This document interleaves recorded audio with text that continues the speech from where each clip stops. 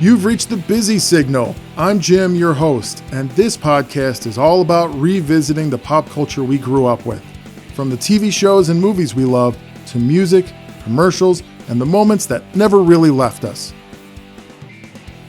The Busy Signal, episode 76. Thanks for listening. Last season, all the way back in episode 44, we took a trip through some weird foods from the 1980s. A decade that seemed to ask, can we do this with food? Thanks to the microwave becoming a household staple, companies were racing to make meals faster, easier, and more convenient.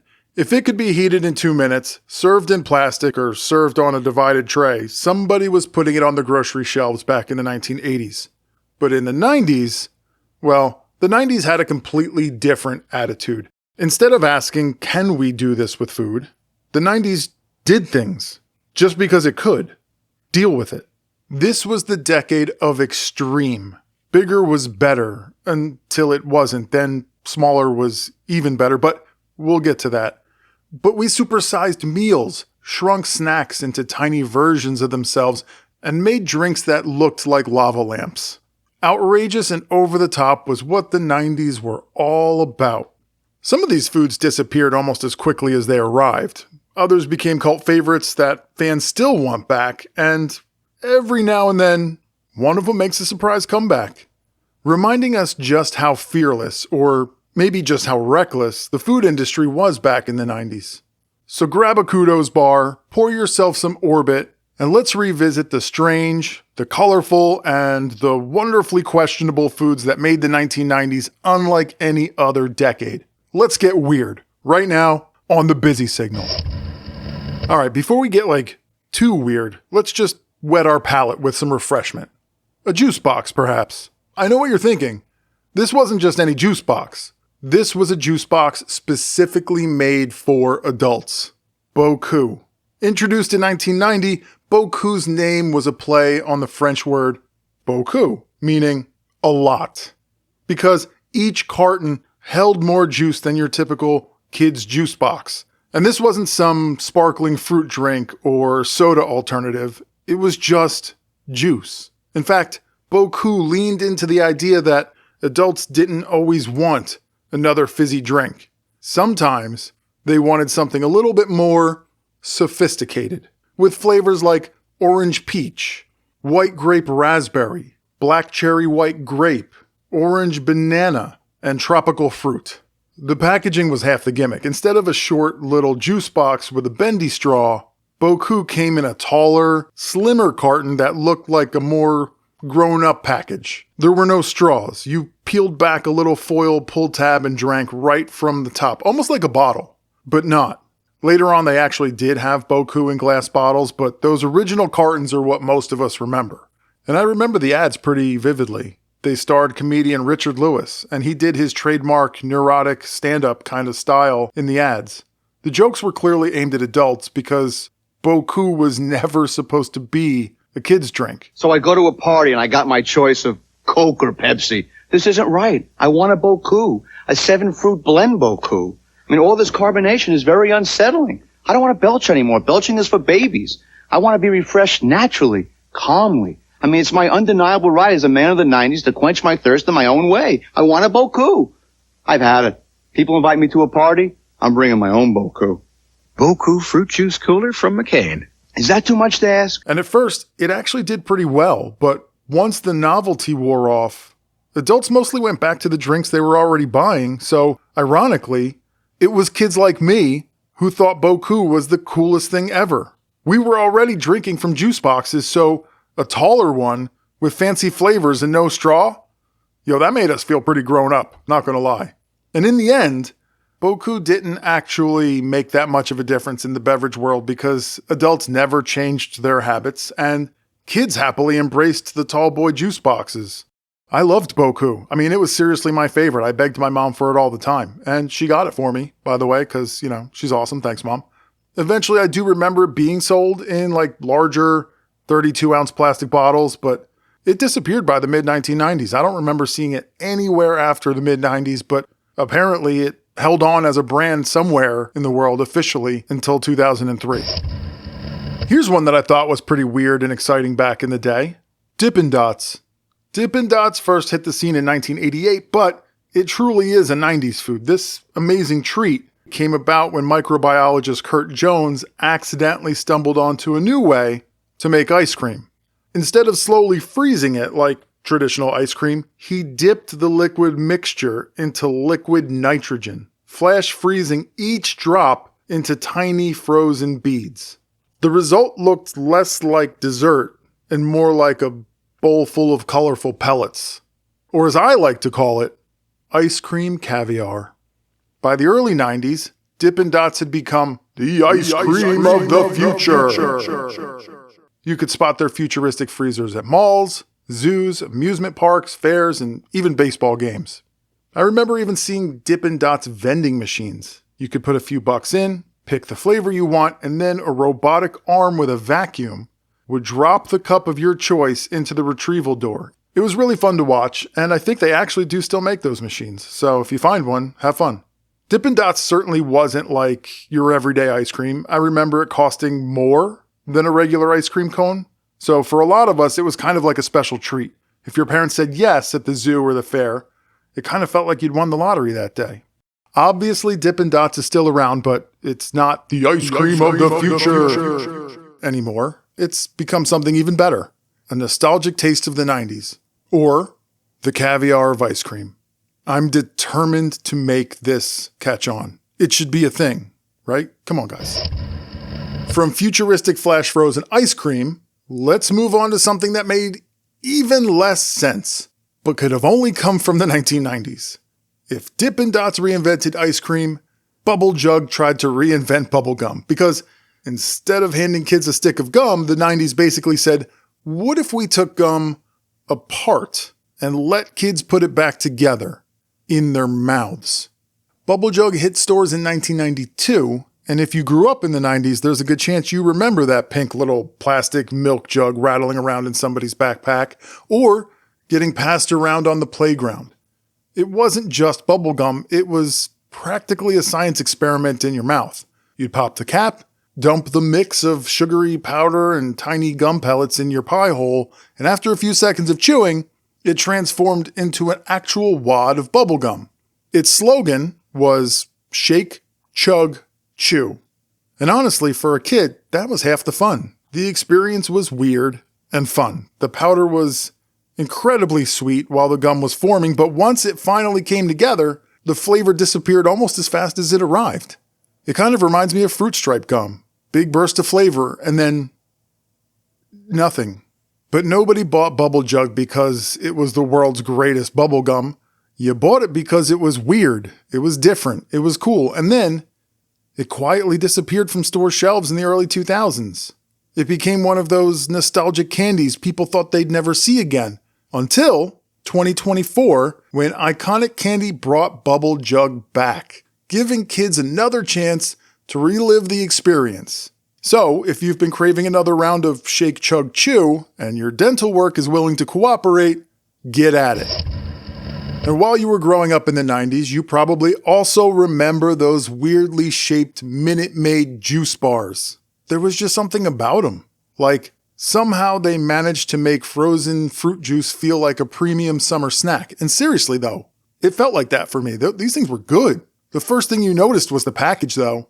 It had this impossible triangular shape that looked like MC Escher had designed it. But no matter how you turned it, your brain couldn't make sense of the shape. It was weird. And I remember you had to carefully snip off the top with scissors because if you cut too much, you were literally cutting into your snack. And then you'd squeeze the bottom and the frozen juice would slowly work its way to the top. They came in flavors like cherry, orange, grape, and they tasted less like a popsicle and more like frozen juice concentrate, which honestly was the appeal for me. We let kids try Minute Maid Fruit Juicy, the new frozen juice treat without the stick. And then we asked them to describe it without using their hands. Could they do it? Fruit Juicy, it's this frozen kind of stuff, and when you it's delicious, and you got sweet. Fruit Juicy is a triangular-shaped thing, and when you apply, you gotta squeeze it. New Minute Maid Fruit Juicy, the frozen juice treat you gotta squeeze to eat. So Here's something else strange. They've never officially been discontinued. It's kind of like Minute Maid has them just sitting on the sidelines or in their back pocket, and it feels like the perfect candidate for a nostalgic comeback. So Minute Maid, if you're listening, bring back the frozen juice bars. And this might be a hot take, but I actually liked them better than Otter Pops or Freezy Pops or Ices, whatever you call those frozen juice tubes that would slice your mouth open. The flavor was better, the packaging was more fun, and as a bonus, they didn't leave the corners of your mouth looking like the Joker after 5 minutes. So Minute Maid juice bars were always my freezer favorite. And if the 90s had one weird food obsession, it might have been making everything smaller. And I think the trend really kicked into high gear like right away, like in 1990, with one of my all-time favorite candies, Lifesavers Holes. The idea was brilliant. I mean, they really did look like little centers that had been punched out of regular Lifesavers. And of course, they actually weren't, but as kids, it sure felt like they were. They came in those little clear plastic tubes with the flip-top lid, and there was absolutely no chance you were eating just one. You'd dump a handful into your mouth, and then another handful, and then half the tube was gone before you realized it. I couldn't have been the only one that happened to. What do you know? The Lifesavers family just got a little smaller. New Lifesavers Holes. Tiny little bites of candy in all your favorite Lifesavers flavors. Harry had a whip. These were right. Holes. More fun than you could ever imagine. And everywhere that nurse went, these were sure to go. Delicious new Holes candy from Lifesavers. Watch out for holes. They're gonna be big. Lifesavers Holes were a huge novelty, but they also had a short life. They were recalled in 1991, not because of the holes themselves, it was the packaging. There was a safety issue with the plastic cap on the package. And then they came back with redesigned packaging, but somewhere in the early 90s, they disappeared. But before they left, Lifesavers Holes opened the floodgates. Suddenly, the 90s wanted everything in miniature. Tiny candies, tiny cookies, tiny chocolates. It was like the decade decided that regular-sized snacks just weren't enough. And over the next few years, grocery store shelves would be filled with some of the smallest, most addictive foods we've ever seen. And if there was ever a tiny treat that proved sometimes smaller really was better, we're obviously talking about Butterfinger BBs. Butterfinger has always been one of the great candy bars. That crispity, crunchity, peanut buttery filling covered in chocolate. There's really nothing else like it. But let's be honest, Butterfinger bars have one major flaw. They're incredibly fragile. You could buy one, open the wrapper, and there's pretty much a 98% chance it's already broken in half. And I hate that. I love Butterfinger, but I hate that. That's where Butterfinger BBs came in.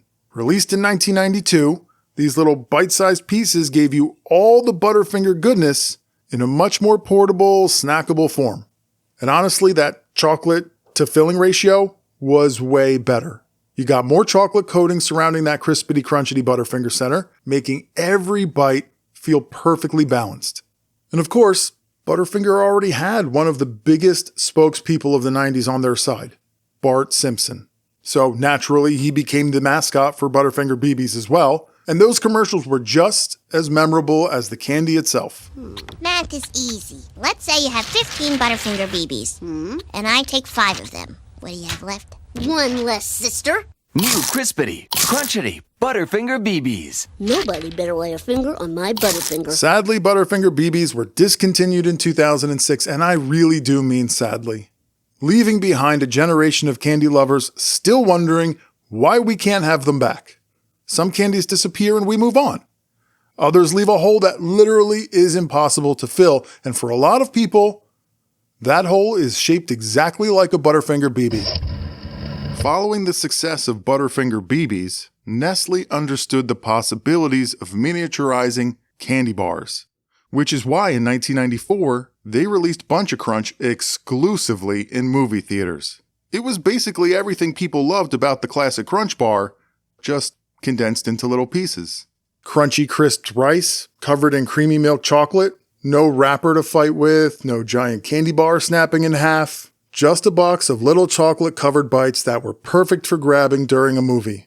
And eventually, Buncha Crunch expanded beyond the theater concession stands and made its way onto grocery store shelves, where it became a familiar candy aisle favorite. They're poppable and handy, for munching they're just handy. The crunchy chocolate candy, new Nestle Buncha Crunch. So get your hands on some new Nestle Buncha Crunch. And unlike a lot of products from the 1990s that disappeared after a few years, Buncha Crunch actually survived. It was never discontinued and is still available today. It literally paved the way for modern bite-sized snackable movie theater candy. I mean, really, you go to the movie theater these days and it's a bunch of those boxes of tiny versions of actual candy bars. So Buncha Crunch was way ahead of its time. But the tiny food craze wasn't satisfied with just making normal-sized candy smaller. The 90s looked at candy that was already tiny and decided, yeah, we could go even smaller. In 1996, we were gifted with M&M Minis. Regular M&Ms were already small, they were already bite-sized, and they were already one of the easiest candies to eat. But that was the beauty and the ridiculousness of the 90s. Nothing was off the table when it came to miniaturizing food. By 1996, M&M's was killing it with their 3D CGI mascots, the red and yellow M&M's commercials. They were becoming a huge part of the brand's identity, and they had this great personality and humor that made the commercials memorable, and M&M Minis fit perfectly into that world. This is war, and the enemy? Those new M&M's Minis? Bingo. It's time to let them know who's boss. The president? No, us. Oh. Now go up there and get that tube! Hurry up! Hey, look. Listen up, you little... Uh-oh. Tons of chocolate candy packed in colorful tubes. New M&M's Minis. They're headed your way.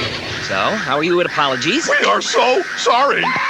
So M&M Minis are still available, and they are excellent as an ice cream topping. That is, I believe, their purpose. To think that there are kids today that don't know a world without M&M's Minis being an ice cream topping option is crazy to me.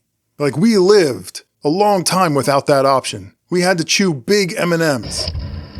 The 90s was a wild time for food. It was a decade that chased two completely opposite ideas at the same time. On one side, we had the explosion of diet culture where everything was suddenly low fat, fat-free, sugar-free, calorie-free, cholesterol-free, taste-free. If a food could remove something from itself, the 90s was gonna find a way. And we've talked about those trends before, especially around New Year's. We dive into fitness and diet food crazes in those episodes. So go back and find those in the archives, check them out, they're fun.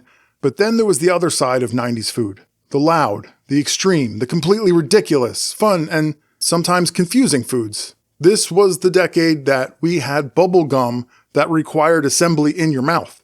Ice pops in geometric shapes nobody asked for. Extra frozen ice cream and absurdly minuscule treats. Looking back, it was kind of a perfect reflection of the decade. Everything was about convenience, portability, novelty, and making everyday things feel like an experience. Snacks weren't just snacks anymore. They were something you collected, shared, traded, played with, and showed off to your friends. The 90s food aisles were basically a playground, and honestly, it was pretty fun to experience it. Of course, this isn't the end of our weird food journey. Eventually, we'll have to take a trip into the new millennium and see what strange creations the 2000s brought us. So keep an eye out for a weird food from the 2000s episode sometime in 2027. But for now, if you enjoyed this episode, consider subscribing to The Busy Signal. Apple Podcasts, Spotify, YouTube, wherever you get your pods, leave a 5-star rating and drop a positive review because it really helps other people connect with these memories from the days of yore. And if you want even more retrostalgia, you can find all of the commercials featured in this episode in their full CRT glory over on Instagram at Busy Signalcast. Shake, chug, and chew that follow button so you never miss your daily shot of nostalgia.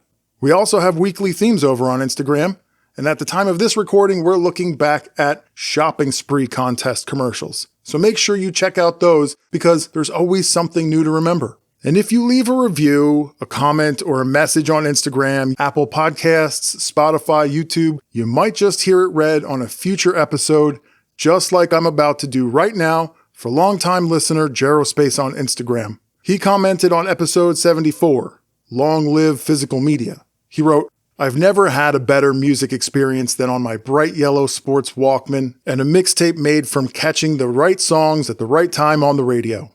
Rad episode, buddy. Thanks for that, Gerospace. Thanks for dropping a comment. And I'm right there with you. I had the yellow sports Walkman. I saved up my allowance to buy it, and making a mixtape from live radio was an absolute skill. Good call. Checking in next on Insta is Chad from our nostalgic neighbors over at the Retro Resurgence podcast. Chad also commented on the Long Live Physical Media episode. He wrote, excellent episode, Jim. A great retelling and sharing of the memories of physical media that carried us through our lives. Thanks, Chad, but also a big thanks to everyone who listens and subscribes to the show. You all really make this a really fun thing to do. And that kind of really does it for this episode. If I missed anything, find me in the comments on Instagram and let me know. Until then, I'd like you to know that there's a petition on change.org for Nestle to bring back Butterfinger BBs. The petition is 7 years old and only has 250 signatures. This is criminal. Never forget what they took from us. The time is now. Thanks for hanging out. Catch you later. Once again, I'd like to say thanks for listening. And as always, you can listen to The Busy Signal everywhere quality podcasts are streamed. Hit the subscribe button to have a new episode delivered directly to your favorite device every other Friday. If you really like the show, leave a 5-star rating or a positive review on Apple and Spotify. That lets everyone know to come check out what you already think is awesome. You can also head over to Instagram and follow @BusySignalCast for even more retro-nostalgic content. I share a good amount of stuff over there that isn't mentioned in the show. While you're there, say hi in the comments. Don't be shy. And until next time, remember, reach out and touch the past.